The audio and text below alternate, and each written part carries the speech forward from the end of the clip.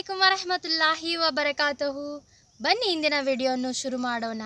ಫೌಜ್ ಬಿಲ್ಲಾಹಿ ಮಿನಶ್ ಶೈತಾನಿರ್ ರಜೀಮ್. ಬಿಸ್ಮಿಲ್ಲಾಹಿರ್ ರಹ್ಮಾನಿರ್ ರಹೀಮ್. ಸ್ವಲ್ಲಲ್ಲಾಹು ಅಲಾ ಹಬೀಬಿಹಿ ಮುಹಮ್ಮದಿ ವಅಲಾ ಆಲಿಹಿ ವಅಸ್ಹಾಬಿಹಿ ವಸಲ್ಲಂ. ನಾವು ಹಿಂದಿನ ವಿಡಿಯೋದಲ್ಲಿ ಹಜರತ್ ಇಬ್ರಾಹಿಂ ಅವರ ಬಗ್ಗೆ ಮಾತನಾಡುತ್ತಿದ್ದೇವೆ. ಇಂದು ನಾವು ಅವರ ಮುಂದುವರೆದ ಜೀವನವನ್ನು ತಿಳಿಯೋಣ. ಎಲ್ಲರೂ ಸೇರಿ ಆ ದೊಡ್ಡ ಬೆಂಕಿಯನ್ನು ಹಚ್ಚಿ ಅಲ್ಲೇ ಕಾಯುತ್ತಾ ನಿಂತಿದ್ದರು. ಅವರು ಹಜರತ್ ಇಬ್ರಾಹಿಂ ಅಲೈಹಿಸ್ಸಲಾಂ ಅವರು ಸುಟ್ಟು ಬೂದಿಯಾಗಿರಬಹುದು ಎಂದು ತುಂಬ ಕಾತುರದಿಂದ ಕಾಯುತ್ತಾ ನಿಂತಿದ್ದರು. ಆ ಬೆಂಕಿ 1-2 ದಿನ ಉರಿದಿರಲಿಲ್ಲ, ಅದು ಬರೋಬ್ಬರಿ 40 ದಿನ ಉರಿಯುತ್ತಿತ್ತು. ಆ ಬೆಂಕಿಯೊಳಗೆ ಹಜರತ್ ಇಬ್ರಾಹಿಂ ಅಲೈಹಿಸ್ಸಲಾಂ ಅವರು ಯಾರಿಗೂ ಕಾಣದಷ್ಟು ಆ ಬೆಂಕಿ ದೊಡ್ಡದಾಗಿತ್ತು. ಮತ್ತು 40 ದಿನದ ನಂತರ ಆ ಬೆಂಕಿ ಉರಿದು ತಣ್ಣಗಾಗಿ ಬೂದಿಯಾದ ನಂತರ ಎಲ್ಲರೂ ಸೇರಿ ನೋಡೋಣ ಬನ್ನಿ ಏನಾಗಿದೆ ಅವರ ಪರಿಸ್ಥಿತಿ, ಅವನು ಸುಟ್ಟು ಬೂದಿಯಾಗಿರಬಹುದು ಎಂದು ಎಲ್ಲರೂ ಹೋಗಿ ನೋಡಲು ಹೋಗುತ್ತಾರೆ. ಆದರೆ ಹಜರತ್ ಇಬ್ರಾಹಿಂ ಅಲೈಹಿಸ್ಸಲಾಂ ಅವರು ಕಣ್ಣು ಮುಚ್ಚಿ ಅಲ್ಲಾಹನ ಆಳವಾದ ಆರಾಧನೆಯಲ್ಲಿ ಇರುತ್ತಾರೆ. ಅವರಿಗೆ ಸುತ್ತಮುತ್ತ ಏನು ಆಗುತ್ತಿದೆ ಎಂಬುವ ಅರಿವು ಸಹಿತ ಇರುವುದಿಲ್ಲ. ಅಷ್ಟೊಂದು ಆರಾಮಾಗಿ ಅಲ್ಲಾಹನ ಆರಾಧನೆಯಲ್ಲಿ ಅವರು ಕಣ್ಣು ಮುಚ್ಚಿ ಅಲ್ಲೇ ಕುಳಿತಿರುತ್ತಾರೆ. ಈ ದೃಶ್ಯವನ್ನು ನೋಡಿದ ಜನರು ತುಂಬ ಆಶ್ಚರ್ಯಪಟ್ಟು ತುಂಬ ಒಂದು ಕುತೂಹಲದಿಂದ ಆಶ್ಚರ್ಯದಿಂದ ಆ ಅದ್ಭುತವನ್ನು ಆ ಪವಾಡವನ್ನು ನೋಡುತ್ತಾರೆ. ಆಮೇಲೆ ಹಜರತ್ ಇಬ್ರಾಹಿಂ ಅಲೈಹಿಸ್ಸಲಾಂ ಅವರನ್ನು ಎಚ್ಚರಗೊಳಿಸಿದಾಗ ಅವರು ನೋಡುತ್ತಾರೆ, ಅವರು ತುಂಬ ಸಹಿ ಸಲಾಮತ್ತಾಗಿರುತ್ತಾರೆ. ಮೊದಲಿನಿಗಿಂತ ಜಾಸ್ತಿ ಅವರ ಮುಖದಲ್ಲಿ ಕಳೆಯ ಒಂದು ಕಾಂತಿ ಮತ್ತು ಹೊಸದಾದ ಒಂದು ಅವರ ಮುಖದಲ್ಲಿ ಕಾಂತಿ ಬಂದಿರುವುದನ್ನು ಎಲ್ಲರೂ ಗಮನಿಸುತ್ತಾರೆ. ಇಷ್ಟೊಂದು ಅದ್ಭುತವನ್ನು ನೋಡಿದರೂ ಸಹಿತ ಆ ಸಮಾಜದ ಯಾವೊಬ್ಬರೂ ಈಮಾನನ್ನು ಕಬೂಲ್ ಮಾಡುವುದಿಲ್ಲ. ಕೇವಲ ಲೂತ್ ಅಲೈಹಿಸ್ಸಲಾಂ ಮಾತ್ರ ಅವರು ಈ ನಿಜವಾದ ಅಲ್ಲಾಹನು ಇದ್ದಾನೆ, ಅವನ ಆರಾಧನೆ ನಾನು ಮಾಡುತ್ತೇನೆ, ನಿನ್ನ ದೇವರು ನನ್ನ ದೇವರು ಎಂದು ಲೂತ್ ಅಲೈಹಿಸ್ಸಲಾಂ ಮಾತ್ರ ಈಮಾನ್ ಕಬೂಲ್ ಮಾಡುತ್ತಾರೆ. ಲೂತ್ ಅಲೈಹಿಸ್ಸಲಾಂ ಬೇರೆ ಯಾರೂ ಅಲ್ಲ, ಹಜರತ್ ಇಬ್ರಾಹಿಂ ಅಲೈಹಿಸ್ಸಲಾಂ ಅವರ ಚಿಕ್ಕಪ್ಪನ ಮಗ ಆಗಿರುತ್ತಾರೆ. ಇವರು ತುಂಬ ಚಿಕ್ಕ ವಯಸ್ಸಿನಲ್ಲೇ ಈ ಒಂದು ಪವಾಡವನ್ನು ನೋಡಿ ಅಲ್ಲಾಹನ ಮೇಲೆ ಈಮಾನ್ ತರುತ್ತಾರೆ. ಇವರು ಮುಂದೆ ಒಬ್ಬ ನಬಿಯಾಗಿ ಬದಲಾಗುತ್ತಾರೆ. ಅಲ್ಲಾಹನು ಇವರನ್ನು ಕೂಡ ನಬಿ ಮಾಡುತ್ತಾನೆ.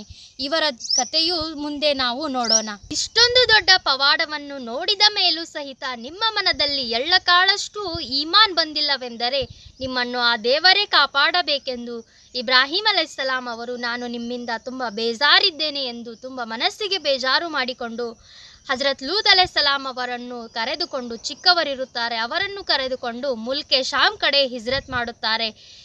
ಆಗ ಮುಲ್ಕೆ ಶಾಮ್ ಈಗಿನ ಸಿರಿಯಾ ಆ ಕಡೆಗೆ ಅವರು ದಾವತಿಗೋಸ್ಕರ ಹಿಜ್ರತ್ ಮಾಡುತ್ತಾರೆ. ಮುಲ್ಕೆ ಶಾಮ್ನಲ್ಲಿ ಅವರು ಸಾರಾ ಅಲೈಹಿಸ್ಸಲಾಂ ಅವರೊಂದಿಗೆ ಅವರ ನಿಕಾ ಆಗುತ್ತೆ. ಸಾರಾ ಅಲೈಹಿಸ್ಸಲಾಂ ಬೇರೆ ಯಾರೂ ಅಲ್ಲ, ಅವರ ಚಾಚಾರ ಮಗಳಾಗಿರುತ್ತಾರೆ. ಅವರ ಜೊತೆ ಮದುವೆ ಮಾಡಿಕೊಂಡು ಅವರು ಅಲ್ಲೇ ಇರಲು ಶುರು ಮಾಡುತ್ತಾರೆ. ಅವರು ಅಲ್ಲಿಯ ಜನರು ಮೂರ್ತಿಗಳ ಪೂಜೆ ಮಾಡುತ್ತಿರಲಿಲ್ಲ, ಅವರು ನಕ್ಷತ್ರಗಳ ಪೂಜೆಯನ್ನು ಮಾಡುತ್ತಿದ್ದರು. ನಕ್ಷತ್ರವನ್ನು ದೇವರೆಂದು ನಕ್ಷತ್ರದ ಆರಾಧನೆಯನ್ನು ಮಾಡುತ್ತಿದ್ದರು. ಇದನ್ನು ನೋಡಿದ ಹಜರತ್ ಇಬ್ರಾಹಿಂ ಅಲೈಹಿಸ್ಸಲಾಂ ಇವರಿಗೆ ನಾನು ನೇರವಾಗಿ ಹೇಳಿದರೆ ಇವರಿಗೆ ಅರ್ಥವಾಗುವುದಿಲ್ಲ ಎಂದು ಒಂದು ಉಪಾಯವನ್ನು ಮಾಡುತ್ತಾರೆ. ಅಲ್ಲಿಯ ಜನರು ನಕ್ಷತ್ರಗಳನ್ನು ಪೂಜೆ ಮಾಡುವುದಕ್ಕೆ ರಾತ್ರಿ ಒಂದು ಕಡೆ ಸೇರಿ ಎಲ್ಲರೂ ನಕ್ಷತ್ರಗಳನ್ನು ಪೂಜೆ ಮಾಡುತ್ತಿರುತ್ತಾರೆ.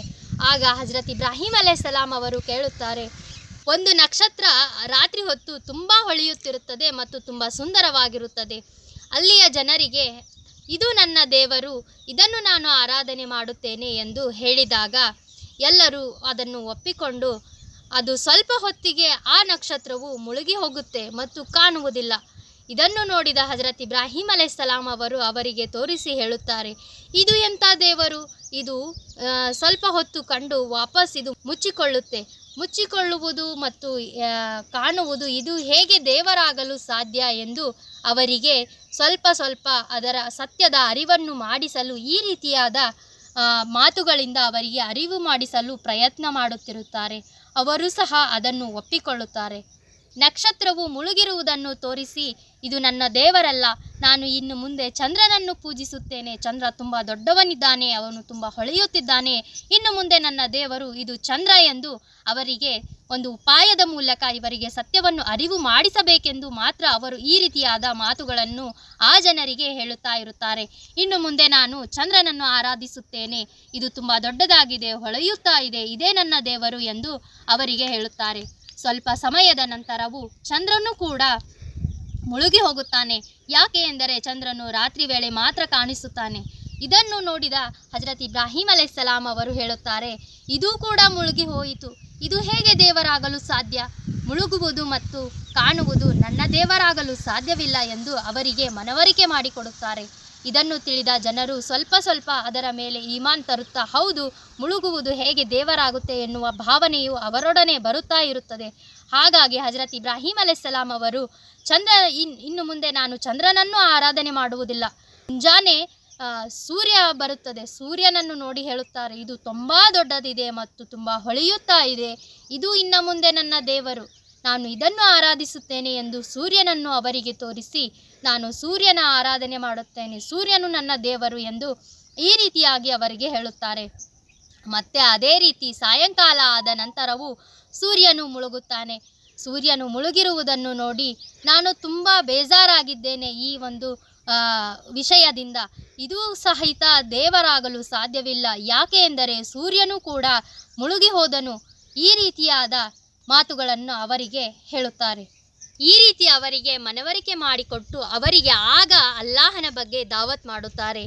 ಈ ಸೂರ್ಯ, ಚಂದ್ರ, ಚುಕ್ಕಿ ಇವುಗಳು ಮುಳುಗುವುದು ಏಳುವುದು ಯಾಕೆ ಅಂದರೆ ಇವುಗಳ ಮಾಲೀಕನು ಬೇರೆ ಯಾರೋ ಇದ್ದಾನೆ.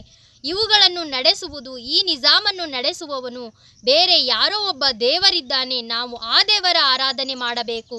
ಇವು ಸಹಿತ ಅವನು ಸೃಷ್ಟಿಸಿರುವ ಒಂದು ಜೀವಿಗಳು ಎಂದು ಇಬ್ರಾಹಿಂ ಅಲೈಹಿಸ್ಸಲಾಂ ಅವರು ಆ ಜನರಿಗೆ ಆವಾಗ ದೀನಿನ ಬಗ್ಗೆ ಹೇಳುತ್ತಾರೆ. ನಾವು ಆ ಸೃಷ್ಟಿಕರ್ತನನ್ನು, ಆ ಒಬ್ಬ ದೊಡ್ಡ ಮಾಲೀಕನನ್ನು ನಾವು ಆರಾಧನೆ ಮಾಡಬೇಕು, ನಾವು ಅದಕ್ಕಾಗಿ ಬಂದಿದ್ದೇವೆ.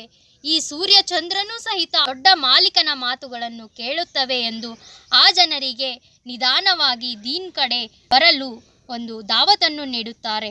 ಆದರೆ ಆ ಜನರು ಸಹಿತ ತುಂಬ ಮೂರ್ಖರು, ದಡ್ಡತನದಿಂದ ತಮ್ಮ ಒಂದು ಮೊಂಡುತನವನ್ನೇ ಹಿಡಿಯುತ್ತಾರೆ. ಇದನ್ನು ನೋಡಿದ ಹಜರತ್ ಇಬ್ರಾಹಿಂ ಅಲೈಹಿಸ್ಸಲಾಂ ಅವರು ಅವರಿಗೆ ಯಾವುದೊಂದು ಅವರ ಒಳಗೆ ಬದಲಾವಣೆ ಅವರಿಗೆ ಆಗುವುದಿಲ್ಲ. ಹಾಗಾಗಿ ಅವರು ಅಲ್ಲಿಂದ ತಮ್ಮ ಮಡದಿಯನ್ನು ಕರೆದುಕೊಂಡು ಬೇರೆಯವರಿಗೆ ದಾವತ್ ಕೊಡಬೇಕೆಂದು ಹಿಜ್ರತ್ ಮಾಡುತ್ತಾರೆ. ಅಲ್ಲಿಂದ ಆ ಜನರನ್ನು ಬಿಟ್ಟು ನಾವು ಬೇರೆ ಊರಿಗೆ ಹೋಗಿ ದೀನಿನ ದಾವತ್ತನ್ನು ಕೊಡೋಣ ಎಂದು ತಮ್ಮ ಮಡದಿಯಾದ ಸಾರಾ ಅಲೈಹಿಸ್ಸಲಾಂ ಅವರನ್ನು ಕರೆದುಕೊಂಡು ಮತ್ತು ಲೂತ್ ಅಲೈಹಿಸ್ಸಲಾಂ ಅವರನ್ನು ಕರೆದುಕೊಂಡು ಬೇರೆಯವರಿಗೆ ಹೋಗುತ್ತಾರೆ. ಆಗ ಈ ಭೂಮಿಯಲ್ಲಿ ಇವರು ಮೂರು ಜನ ಬಿಟ್ಟರೆ ಬೇರೆ ಯಾರು ಈಮಾನ್ ತಂದಿರುವುದಿಲ್ಲ. ಹಾಗಾಗಿ ಅವರು 3 ಜನ ಮತ್ತೆ 3ನೇ ಹಿಜ್ರತನ್ನು ಮಾಡುತ್ತಾರೆ. ಮುಂದೆ ಏನಾಗುತ್ತೆ ಎನ್ನುವುದನ್ನು ನಾವು ಇನ್ನು ಮುಂದಿನ ವಿಡಿಯೋದಲ್ಲಿ ನೋಡೋಣ. ಅಲ್ಲಿಯವರೆಗೆ ಈ ರೀತಿ ಇಸ್ಲಾಮಿನ ಬಗ್ಗೆ ಮಾಹಿತಿಗಾಗಿ ನಮ್ಮ ಈ ಇಸ್ಲಾಂ ವಿತ್ ಕನ್ನಡ ಚಾನಲನ್ನು ನೀವು ಸಬ್ಸ್ಕ್ರೈಬ್ ಮಾಡಿಕೊಳ್ಳಿ. ಈ ವಿಷಯವನ್ನು, ಈ ವಿಡಿಯೋಸ್ಗಳನ್ನು ನಿಮ್ಮ ಆತ್ಮೀಯರಿಗೆ, ನಿಮ್ಮ ಸ್ನೇಹಿತರಿಗೆ, ನಿಮ್ಮ ಸಂಬಂಧಿಗಳಿಗೆ ಹೆಚ್ಚು ಶೇರ್ ಮಾಡಿ. ನಿಮ್ಮ ಅನಿಸಿಕೆಗಳನ್ನು ನಮಗೆ ಕಮೆಂಟ್ ಮೂಲಕ ನೀವು ತಿಳಿಸಿ.